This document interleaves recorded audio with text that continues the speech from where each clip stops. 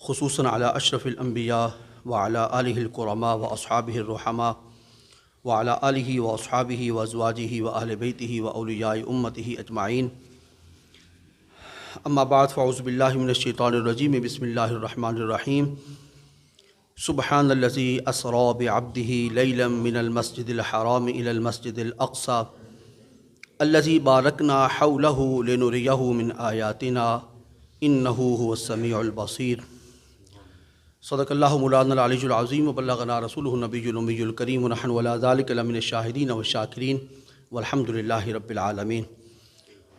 انتہائی واجب الاحترام سامعین ذی احتشام، آج کی اس مبارک مجلس میں قرآن مجید فرقان حمید کی اسی آیہ کریمہ کو موضوع سخن بنا کے اپنے موضوع کو مدلل بنانا چاہ رہا ہوں۔ آیت کریمہ کو موضوع سخن بنا کے اپنے موضوع کو بادلیل بنانا چاہ رہا ہوں، جس آیہ کریمہ کا تعلق رسول کائنات، فخر موجودات، خلاصہ کائنات، محبوب پروردگار، حبیب کردگار اور نبی مختار محمد مصطفیٰ صلی اللہ علیہ وآلہ وسلم کے اس عظیم سفر کے ساتھ ہے، جس سفر کی روئے داد کسی چھوٹے نے نہیں لکھی بلکہ اللہ نے خود لکھی ہے۔ ہمیشہ یہ ہوتا ہے کہ کوئی اعلیٰ افسر سفر پہ جاتا ہے، وہ سفر کر کے واپس جب آتا ہے تو اپنے آفس میں بیٹھ کر اپنے سفر کی روئے داد لکھواتا ہے۔ میں جہاں گیا تھا وہاں بیٹھا، وہاں اس آدمی سے ملا، فلاں وزیر کے ساتھ میرے ملاقات ہوئی، فلاں نیک بندے کے ساتھ میں ملا، یہ میرے معاملات ہوئے۔ تو اس کے جو آفیسر چھوٹے ہوتے ہیں وہ اس روئے داد سفر کو لکھتے ہیں، اور اس کے مجموعے کا نام ہوتا ہے سفر نامہ۔ اس کو سفر نامہ کہا جاتا ہے۔ اس کے اندر ساری سرگزشت ہوتی ہے کہ یہ صاحب کہاں کہاں گئے، کس کس سے ملے اور کیوں گئے، آج خود گئے یا بلائے گئے، سفر کا آغاز کہاں سے ہوا، سفر کا اختتام کہاں پہ ہوا، وہاں جا کر کن کن کے ساتھ ملاقاتیں ہوئی، کیا کھایا کیا پیا، الا حاصل کیا۔ تو یہ روئے داد لکھی جاتی ہے، اس کو سفر نامہ کہا جاتا ہے، پوری تفصیل ہوتی ہے۔ تو وہ جو اعلیٰ آفیسر ہوگا، اس کے جو چھوٹے افسر ہوں گے، وہ اس سفر کی روئے داد لکھیں گے۔ لیکن اس سفر معراج مصطفیٰ کریم صلی اللہ علیہ وآلہ وسلم کا یہ اعجاز ہے کہ سفر کیا اللہ کے محبوب نے، اور سفر کی روئے داد قرآن پاک کے اندر خود اللہ لکھ رہا ہے، خود اللہ لکھ رہا ہے۔ یہ بڑا، میں نے چھوٹی سی بات نہیں کی ہے، اگر آپ کے ذہنوں کے اندر آ گئی نا تو یہ بہت کمال کی بات ہے، اور یہ بڑے اعزاز کی بات ہے، بڑی عزت کی بات ہے، بڑی تکریم کی بات ہے۔ اللہ سفر کرنے سے رہا، وہ تو ہر جگہ پہ موجود ہے۔ جب ہر جگہ پہ موجود ہے تو ایک مقام سے دوسرے مقام پر منتقل ہونا، ایک جگہ سے دوسری جگہ پر ٹرانسفر ہونا، یہ اس کی شایان شان ہی نہیں ہے، وہ ہر جگہ پہ ہے۔ کوئی شک ہے اس میں؟ اس وقت اللہ کریم کی ذات یہاں پہ اپنے علم کے اعتبار سے، اپنی ذات کے اعتبار سے، اپنے انوار کے اعتبار سے، اپنے تجلیات کے اعتبار سے، اپنے ظہور کے اعتبار سے وجود پذیر ہے کہ نہیں؟ گجرات میں، جی سرگودا میں کوئی روئے زمین کا چپا، کوئی ایسی ایک انچ بھی خالی نہیں جہاں اللہ کی ذات موجود نہ ہو۔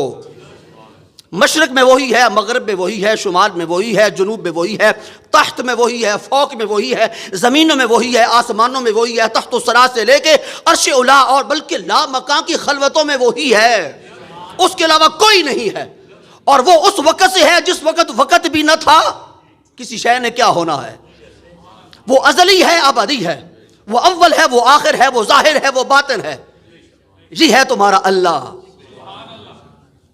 ہاں جی، کبھی اللہ کو بھی پہچاننا چاہیے کہ ہمارا اللہ کون ہے، ہمارا رب کون ہے، ہمارا پالنہار کون ہے، ہمارا رزاق کون ہے، ہمیں نعمتیں دینے والا کون ہے، ہمیں تخلیق کرنے والا کون ہے، ہمیں گوناگون نعمتوں سے سرشار کرنے والا کون ہے، زندگی دینے والا کون ہے۔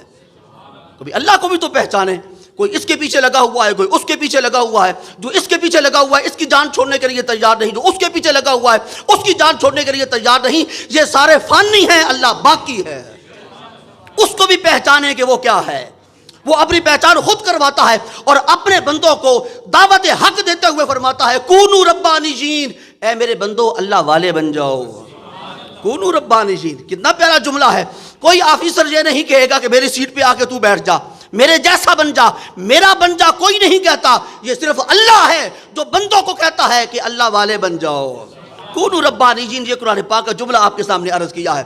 تو یہ بڑے اعزاز کی بات ہے کہ اللہ کریم نے اپنے محبوب علیہ الصلوۃ والسلام کے سفر معراج پاک کا سفر نامہ خود قرآن پاک کے اندر ذکر فرمایا ہے۔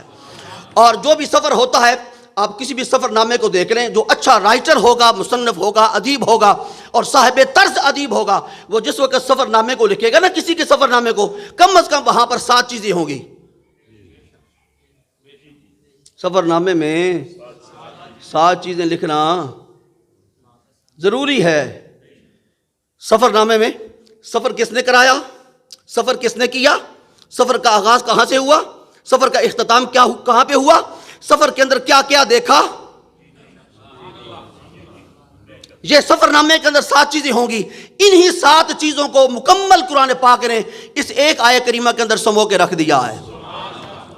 ایک آیت کریمہ کے اندر یہ اعجاز ہے اللہ کا۔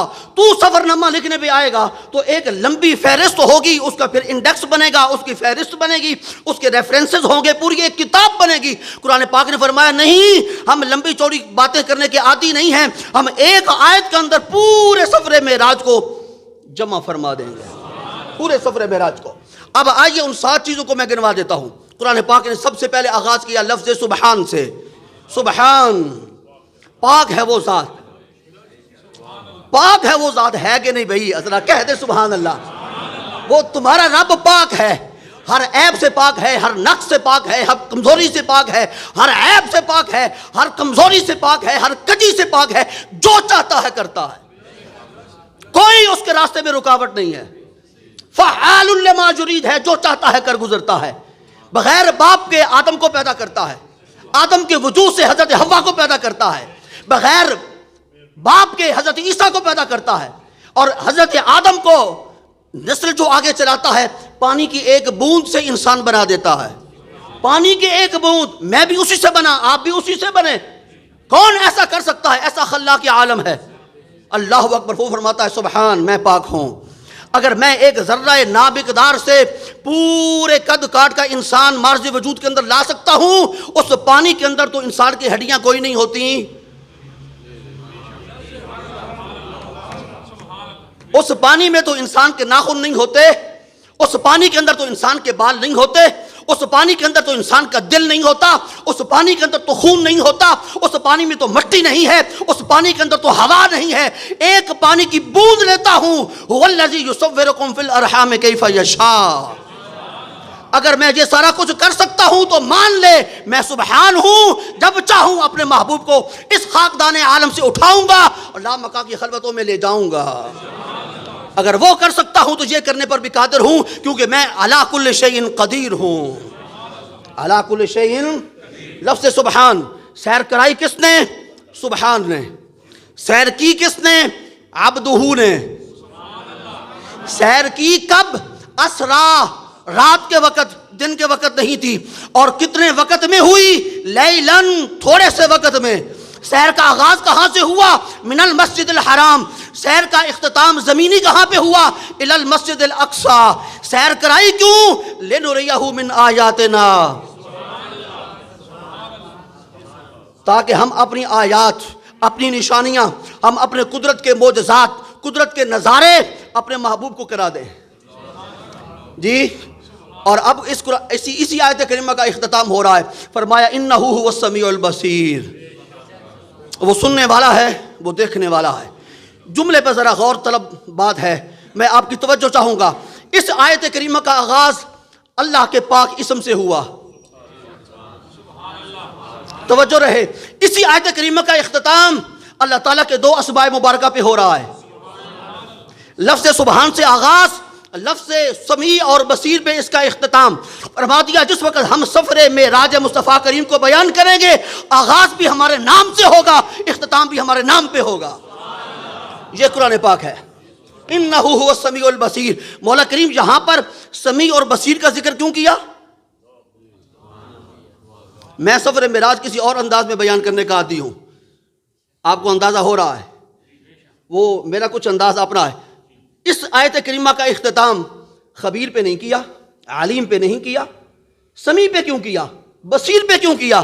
فرمایا اس کے اندر بڑی حکمتیں ہیں، سمجھ اور قرآن پاک کے اندر غور کر، تدبر سے کام لے، تفکر کر، میرا قرآن ایک بحر ناپیدا کنار ہے، ایسا سمندر ہے جس کی کوئی کنارہ نہیں ہے، ایسا گہرا ہے جس کی گہرائی تک کوئی نہیں جا سکتا۔ تو ذرا غواصی کر، شناوری کر، ذرا غوطہ لگا، کیونکہ پانی کی سطح پر تو بلبلا ہوتا ہے، پانی کی سطح پر تو مٹی ہوتی ہے، پانی کی سطح پر تو خس و خاشاک ہوتے ہیں، اس پانی کی تہہ کے اندر نیچے جا، موتی تیرے ہاتھ آئیں گے۔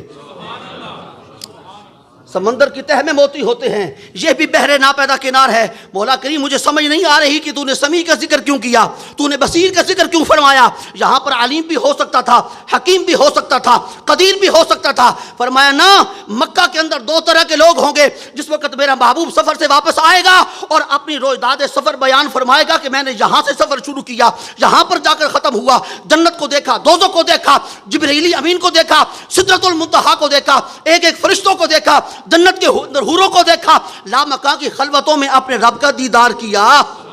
جب یہ میرا محبوب مکہ کے اندر آ کر بیان کرے گا، سننے والے دو طرح کے لوگ ہوں گے، ایک من و عن قبول کر لیں گے، دوسرے انکار کرنے والے ہوں گے۔ میں سمیع اور بصیر کا ذکر اس لیے کر رہا ہوں، اے انکار کرنے والوں، جو کچھ تم زبانوں سے اگل رہے ہو میں وہ بھی سن رہا ہوں، جو کچھ تمہارے دلوں میں ہے اسے بصیر بن کے دیکھ رہا ہوں۔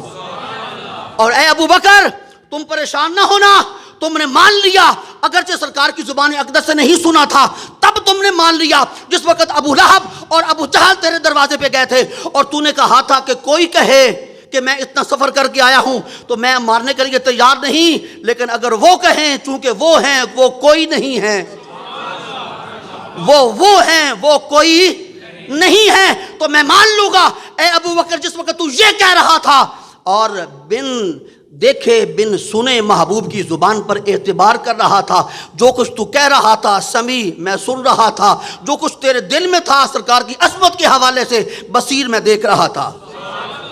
سبحان الذی اسریٰ بعبدہ، اللہ اکبر۔ ہماری سائنس نے بڑی ترقی کر لی جی، بہت ترقی کر لی، اور سپوتنک 2 بنا لیا، سپوتنک 1 بنا لیا، اور ان کو سپیس کے اندر بھیج دیا، جا رہا ہے جی جا رہا ہے، پتہ نہیں گیا ہے کہ نہیں گیا، کیونکہ میں ساتھ نہیں تھا، آپ بھی ساتھ نہیں تھے جی۔ سوال ایک جملہ معترضہ کے طور پر، جی ہم چاند کی زمین پہ لینڈ کر گئے، اچھا جی آپ نے لینڈ کر لیا، وہاں کس نے سائن بورڈ لگا رکھا تھا کہ یہی چاند ہے؟ میں سائنس کو اس کا انکار نہیں کرنا چاہ رہا، اس کے فوائد بھی ہیں، لیکن کچھ چیزیں مولوی ہوں نا تو میری عقل میں آنے والی نہیں ہے۔ چلیں مان لیا جی تم چاند پہ گئے، مان لیا جی آپ چاند پہ چلے گئے، ٹھیک ہے، چاند پہ تم پہنچے، کیا لے کے آئے وہاں سے؟ کیا لے کے آئے وہاں سے؟ مٹی کے ڈھیلے، یہی آیا ہے نا، تو زمین پہ کوئی نہیں تھی مٹی، یہی لینے کے لیے جانا تھا، تو پھر کوئی کام کی چیز تو وہاں سے لے کے آتے۔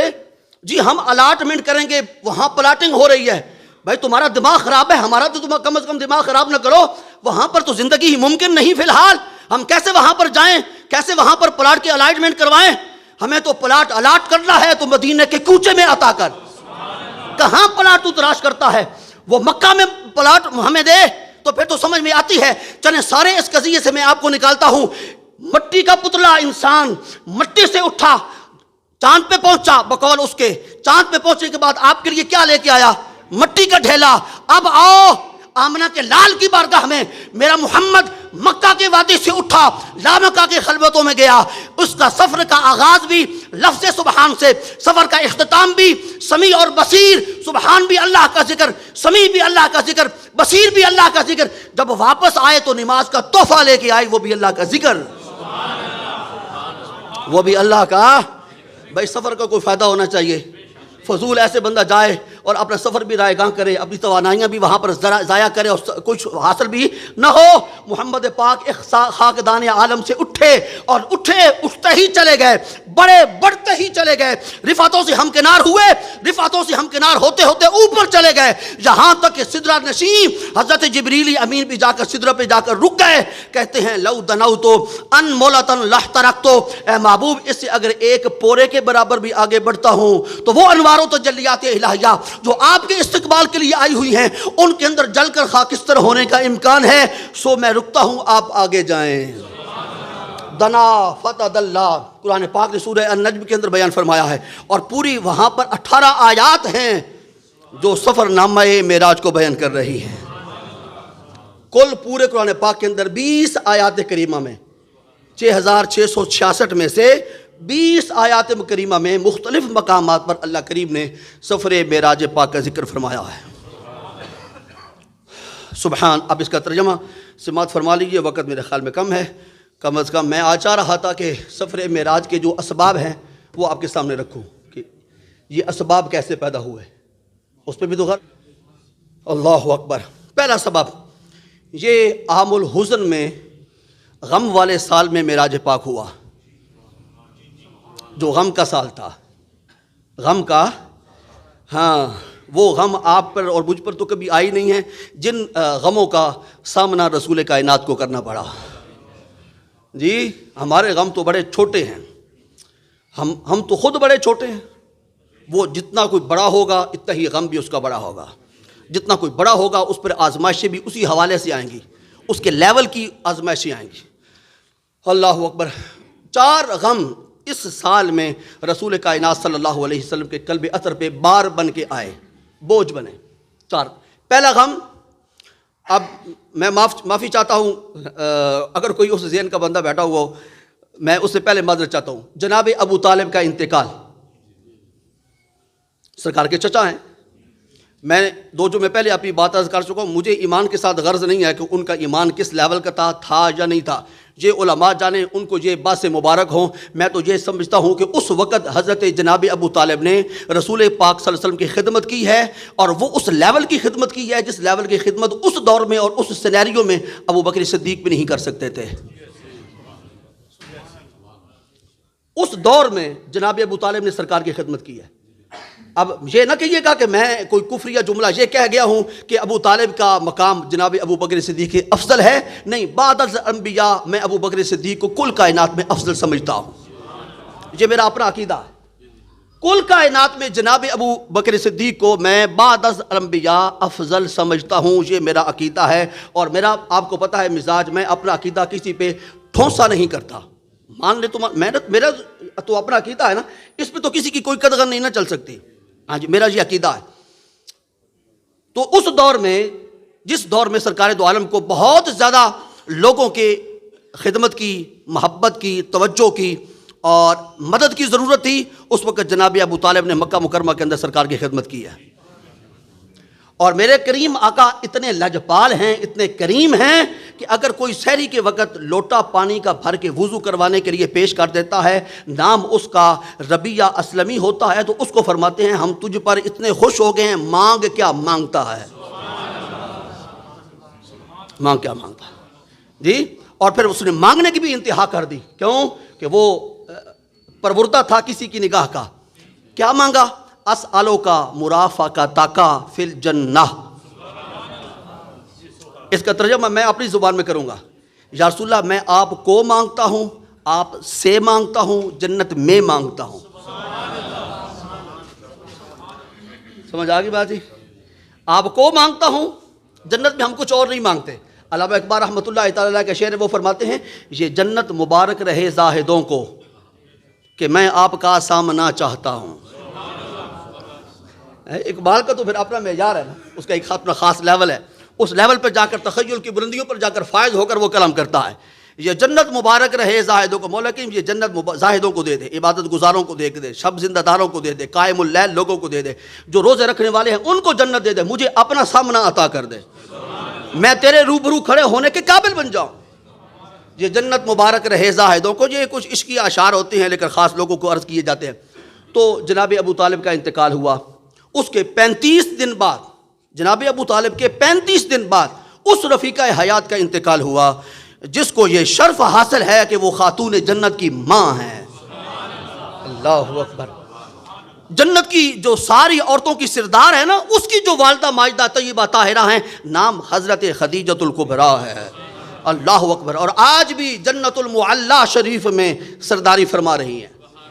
اللہ آپ سب کو لے کے جائے جنت المعلی شریف میں، مکہ مکرمہ کا وہ قبرستان مبارک، وہ قبرستان جس کو جنت، عام طور پر لوگ کہتے ہیں جنت مالا، وہ جنت مالا نہیں ہے، لفظ ہے جنت معلی. معلی بلند ترین جنت. یہ نیچے جنتیں کدھر آ گئیں؟ فرمایا ہاں، ان کو جنت قرار دو. یہ جنت البقیع ہے جہاں سرکار کریم صلی اللہ علیہ وسلم کے پائے ناز ہے نا، اس کی طرف جو قبرستان ہے اس کو جنت البقیع ہے. وہ جنت کا ٹکڑا اور حصہ ہے. اور جو آپ کے سر اقدس کی طرف حصہ ہے وہ ریاض الجنہ ہے، جنت کا باغات ہے. اور درمیان میں جو تشریف فرما ہے یہ قاسم جنت ہے. یہ قاسم جنت ہے. یہ جنت کو تقسیم کرنے والے ہیں. جو سر کی طرف آ کے بیٹھتا ہے اسے بھی جنت کا مجدہ سناتے ہیں. جو پاؤں کی طرف لیٹے ہوئے ہیں انہیں بھی جنت کی خوشخبری سناتے ہیں. تم قبرستانوں میں نہیں ہو، تم جنت البقیع میں ہو. اللہ اکبر. کیسے سمجھاؤں آپ کو یہ بات پہلے جی.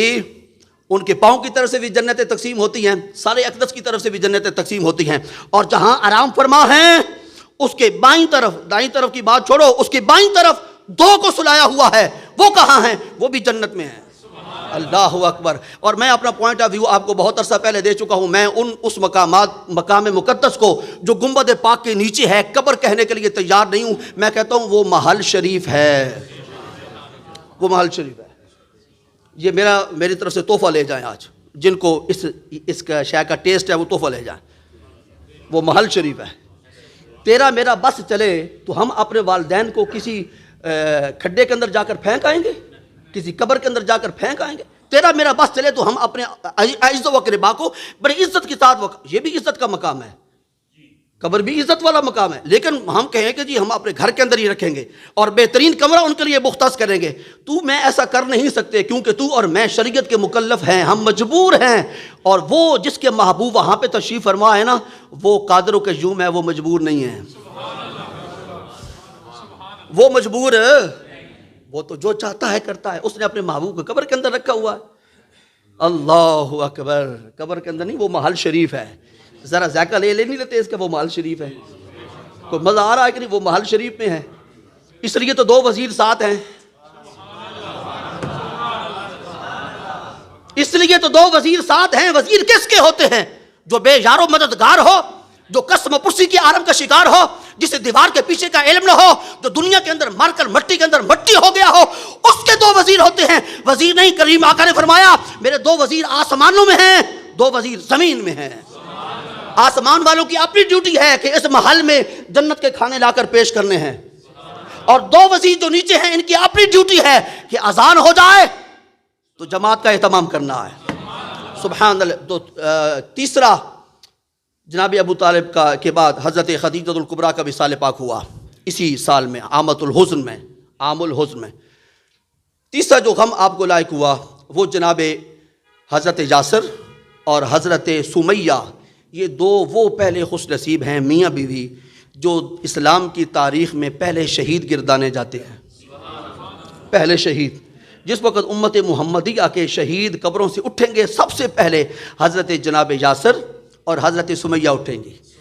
ابو جہل اور ابو لہب نے ظلم کی انتہا ان پہ کی. سمیہ کا عرض کر دوں، خاتون ہیں.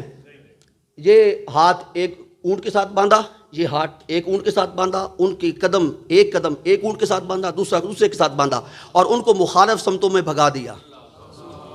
اللہ اکبر. لیکن اگلی بات سننے کے قابل ہے. یہ تو ظلم ہوتا رہا.